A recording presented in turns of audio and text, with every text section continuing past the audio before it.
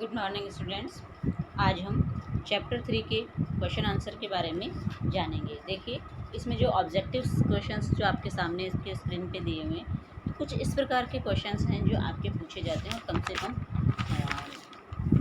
15 question आपके objective question इसमें पूछे जाते हैं, 15 से 20 के लगभग। तो इसमें देखिए ऑब्जेक्टिव टाइप क्वेश्चन दिए हुए हैं।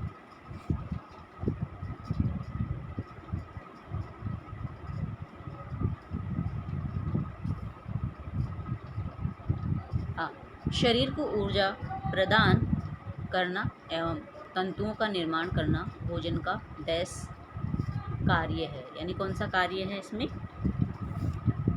क्वेश्चन नंबर 8, इसमें जो आंसर आपके आएगा सामाजिक कार्य है या शारीरिक कार्य है या सुरक्षात्मक कार्य है या उपरोक्त सभी। अब देखिए, शरीर को ऊर्जा प्रदान करना एवं तंतुओं का निर्माण करना भोजन का क्या कार्य होगा।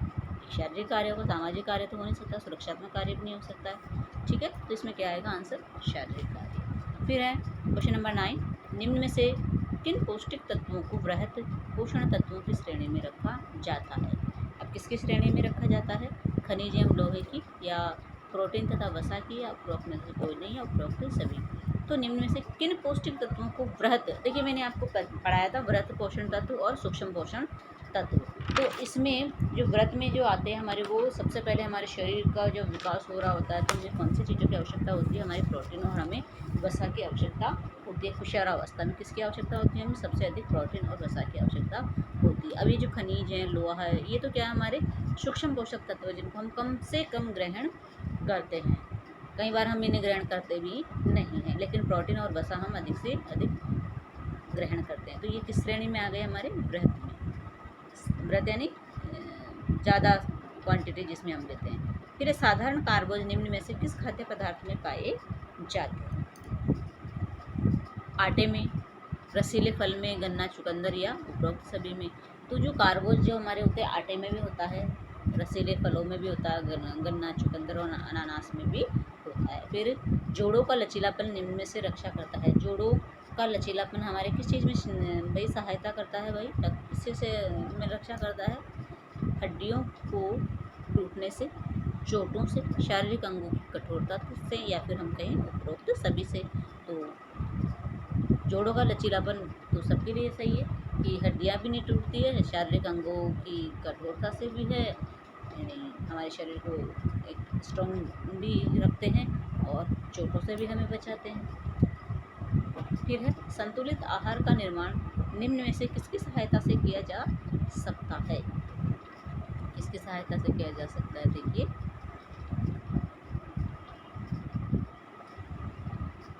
खाद्य पिरामिड की सहायता से या खाद्य वर्ग की सहायता से या ICMR द्वारा प्रस्तावित मात्राओं की सहायता से या फिर इनमें से कोई नहीं।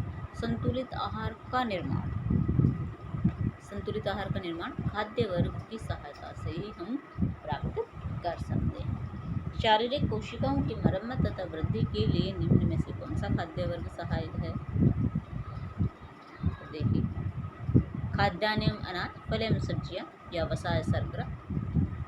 तो कोशिकाओं की मरम्मत के लिए हमें फल एवं सब्जियाँ अधिक चाहिए होती है। फिर खाद्य पिरामिड की सहायता से निम्न में से किसको समझा जा सकता है। अब पिरामिड जो मैंने आपको बढ़ाया था, खाद्य वर्ग जिसे हम कहते हैं, तो इसकी सहायता से हम खाद्य वर्गों के प्रयोग संबंधी निर्देश, बी दिन भर के आहार में खाद्य पदार्थों की आवश्यक मात्रा से या फिर दिन भर की ऊर्जा की मात्रा से या फिर उपरोक्त सभी से। तो जो खाद्य वर्ग है वो हमारा ऑप्शन इसमें बी रहेगा, दिन भर के आहार में। जो एक पिरामिड होता है वो हमारे दिन भर के आहार की योजना के अनुरूप होता है। फिर क्वेश्चन नंबर 15, बी समूह के विटामिन, थायमिन एवं फोलिक अम्ल निम्न में से किन खाद्य पदार्थों के अधिकतम पाए जाते हैं। ए फलों में, बी सब्जियों में, अनाज में, दालों या अनाज की ऊपरी परत में। तो किस में पाए जाते हैं, दालों तथा अनाज की ऊपरी परत में ये पाए जाते हैं।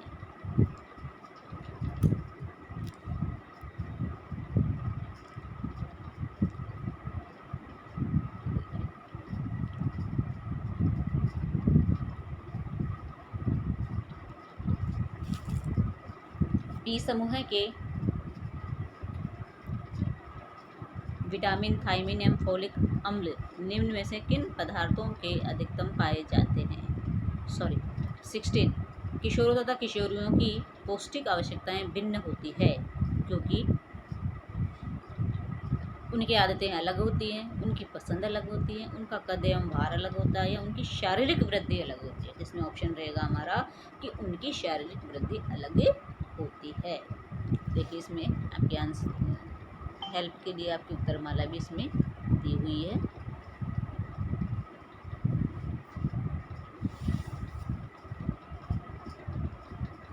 फिर है जंक फूड तथा फास्ट फूड में निम्न में से किसकी मात्रा बहुत अधिक होती है? प्रोटीन की, ऊर्जा की, विटामिन सी की, उपरोक्त सभी की। किसकी मात्रा अधिक होती है भाई? 17 में बी ऊर्जा, एनर्जी ज़्यादा होती है, ना तो उसमें प्रोटीन होता है ना विटामिन होता है। फिर उचित लौह तत्व युक्त भोजन के अभाव में किशोर निम्न में से किस रोग से ग्रस्त हो जाते हैं? उचित लौह तत्व युक्त भोजन के अभाव में, यानी हमें लौह तत्व नहीं मिलेगा तो हमारे शरीर में किसकी कमी हो जाएगी, कौन सी बीमारी हमें हो जाएगी? फर्स्ट अनीमिया, रक्तहीनता, बौनेपन की, या स्कर्वी से, या रतौंधी से। ये बताइए जल्दी से। हमने लौह तत्व को बहुत अच्छे से पढ़ा है, नहीं हमारा हीमोग्लोबिन कम होता है तो उसका कारण क्या होगा, उसकी जो रोग परिणाम हमारे सामने आएगा वो क्या होगा? रक्तहीनता। क्या होगा?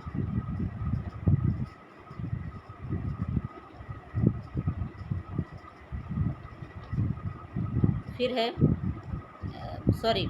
18 में आपके आएगा, हाँ 18 में ए अनीमिया यानी रक्तहीनता। फिर है बुलिमिया तथा एनोरेक्सिया नर्वोसा निम्न में से क्या है? मानसिक समस्या है, शारीरिक समस्या है, या भोजन संबंधी मनोवैज्ञानिक समस्या है, या सामाजिक समस्या है? तो इसमें हमारा होगा भोजन संबंधी मनोवैज्ञानिक समस्या।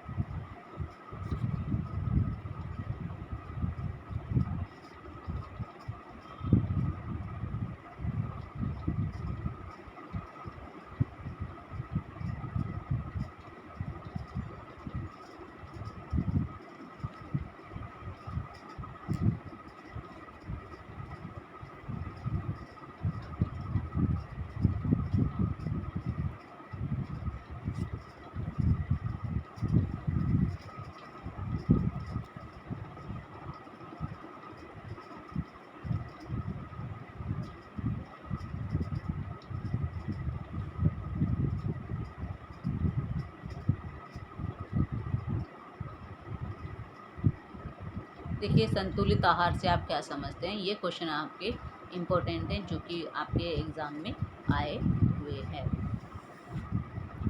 संतुलित आहार से आप क्या समझते हैं?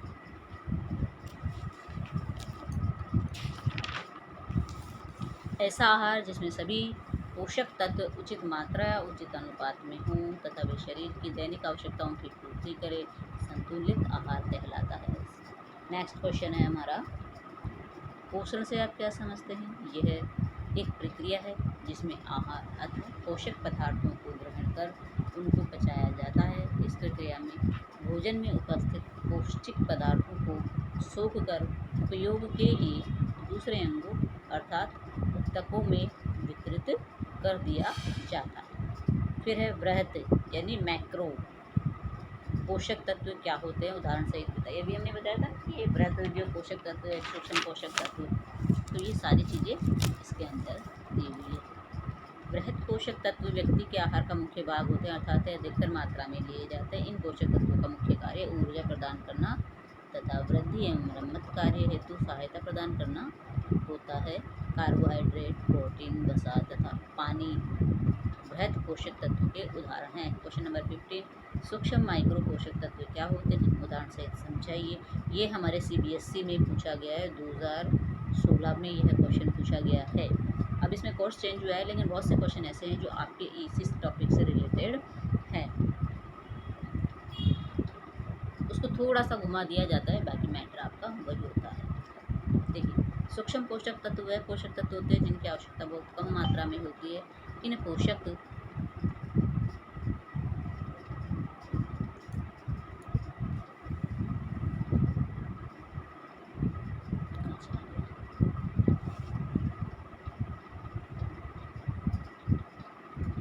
तत्वों का प्रमुख कार्य शरीर में विभिन्न रासायनिक प्रक्रियाओं तथा शरीर के सुचारू रूप से कार्य करने में सहायता प्रदान करता है। खनिज तथा विटामिन सूक्ष्म पोषक तत्वों के उदाहरण हैं। कार्बोहाइड्रेट क्या है? अब देखिए, ये भी 2011 में पूछा गया, कार्बोहाइड्रेट क्या है? यह ऊर्जा का मुख्य स्रोत है। कार्बोहाइड्रेट 3 रासायनिक तत्वों से मिलकर बना है, कार्बन, हाइड्रोजन एवं ऑक्सीजन। और कार्बोहाइड्रेट के मुख्य स्रोत है अनाज, दालें, स्टार्च वाली सब्जियाँ। ये हमें क्या प्रदान करते हैं? कार्बोहाइड्रेट प्रदान करते हैं। और कार्बोहाइड्रेट से हमें क्या मिलती है? ऊर्जा मिलती है। यानी ऊर्जा का जो मुख्य स्रोत क्या है? कार्बोहाइड्रेट। और ये कार्बोहाइड्रेट हमें किस किस से मिलता है? अनाज से, दाल से, स्टार्च वाली सब्जियों से। फिर है वसा क्या है? अब यह क्वेश्चन आपसे पूछा गया है, 2 बार पूछा गया है, 2011 में भी और 2013 में भी ये पूछा गया है। या फिर वसा के विषय में आप क्या जानते हैं, या संक्षेप में बताइए। कुल मिला के आपको वसा के बारे में बताना है। वसा भोजन का एक अत्यंत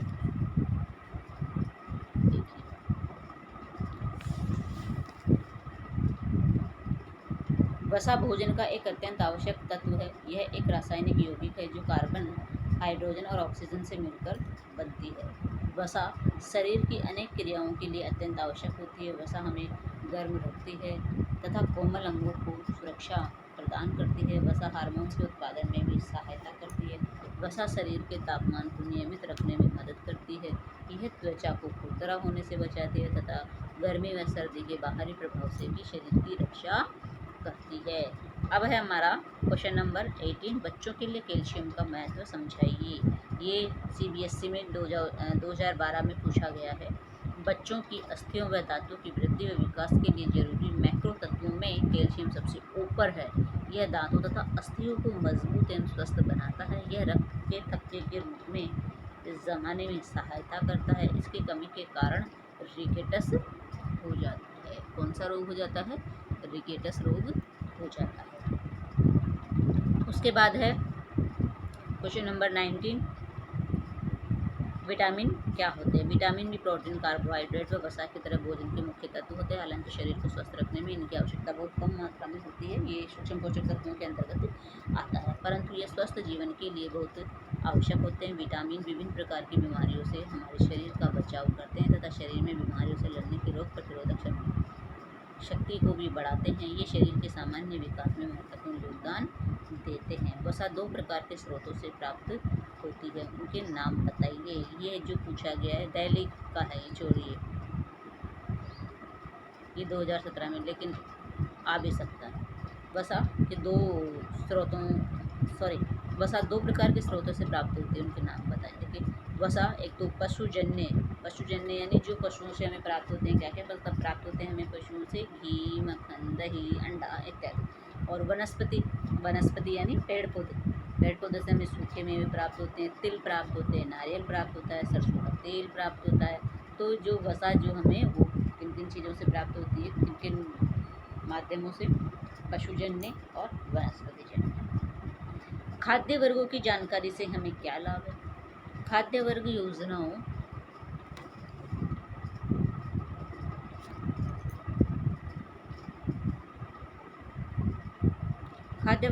की सहायता से सरलता पूर्वक संतुलित आहार का निर्माण किया जा सकता है। किसी भी समय के आहार की योजना बनाते समय प्रत्येक वर्ग में एक खाद्य पदार्थ के चुनाव से मुख्य पोषक तत्व उचित संतुलन में प्राप्त किए जा सकते हैं। तो ये हमारे एक। अब देखिए टाइम,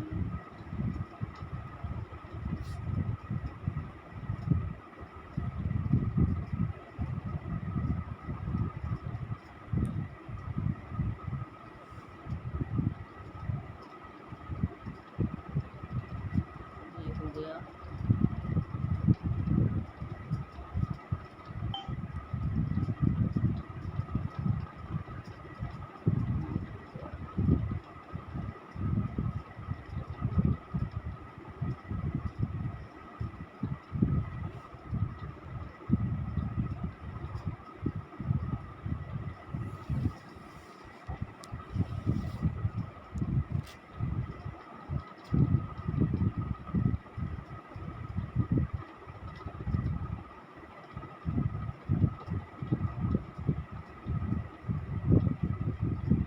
अब इसमें देखिए,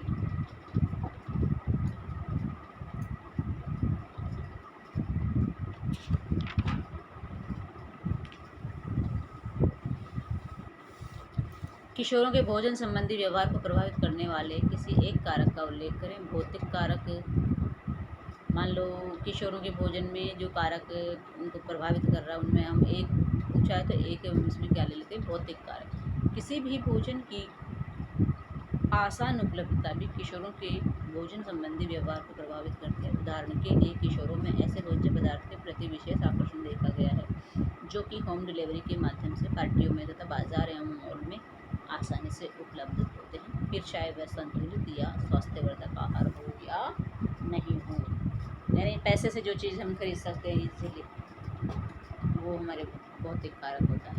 फिर है भोजन के किशोरों के भोजन संबंधी व्यवहार में परिवर्तन के लिए कोई 2 उपाय सुझाइए। अब 2 उपाय कौन से हैं भाई, देखिए। किशोरों को ऐसी पुस्तकें तथा पत्रिकाएं उपलब्ध कराई जानी चाहिए जिसमें स्वास्थ्यवर्धक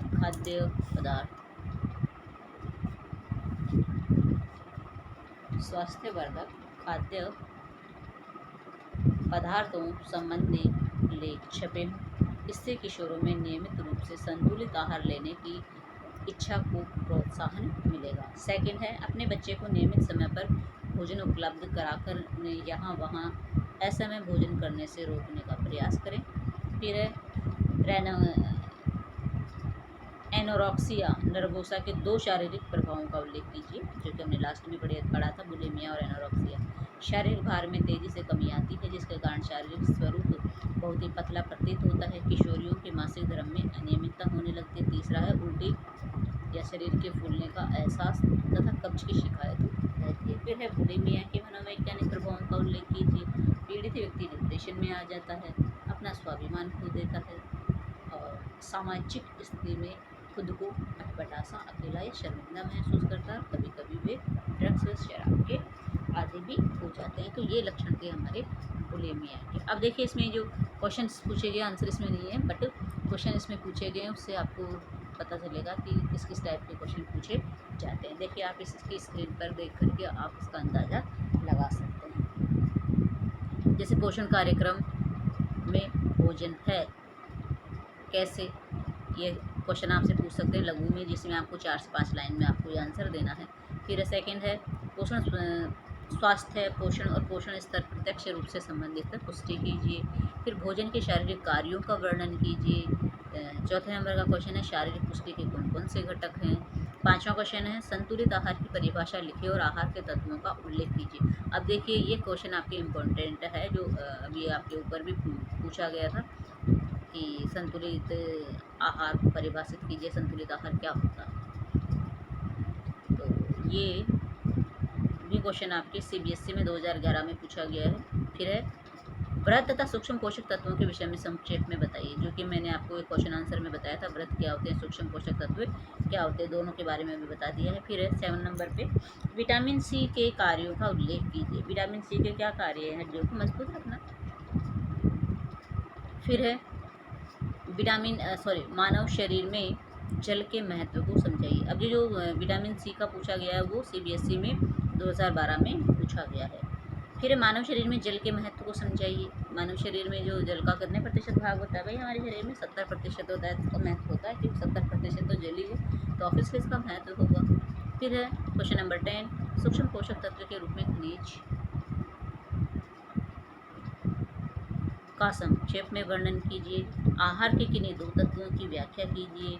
फिर पूछा गया आहार के, क्वेश्चन नंबर 12 देखिए, आहार के महत्वपूर्ण तत्व के रूप में प्रोटीन के बारे में संक्षेप में बताइए। तो ये क्वेश्चन आपके 2016 में पूछा गया है। फिर 13 नंबर वाला भी 2016 में पूछा गया क्वेश्चन है कैल्शियम एवं आयरन के 2 स्रोतों की सूची बनाइए। भाई कैल्शियम के स्रोत बताइए, क्या किन किन चीज़ों से हमें कैल्शियम मिलता है, आयरन हमें किन किन चीज़ों से मिलता है, इन दोनों की सूची बनाइए। फिर 14 नंबर पे है कार्बोहाइड्रेट के स्रोत बताइए। कार्बोहाइड्रेट के अभी हमने कहीं पे इसी क्वेश्चन देखा भी था, कार्बोहाइड्रेट क्या होता है, प्रोटीन ऊर्जा हमें देती है, जिस दालें हैं, अनाज है, इससे हमें क्या मिलता है, कार्बोहाइड्रेट मिलता है। तो ये क्वेश्चन CBSE में पूछा गया है 2018 में। फिर है 15 पे खाद्यान्न अनाज व उसके उत्पाद वर्ग का महत्व बताइए। इस ग्रुप के 2 खाद्य पदार्थ भी बताइए, आदि आदि। बाकी आप स्क्रीनशॉट लेकर के आप देख सकते हैं।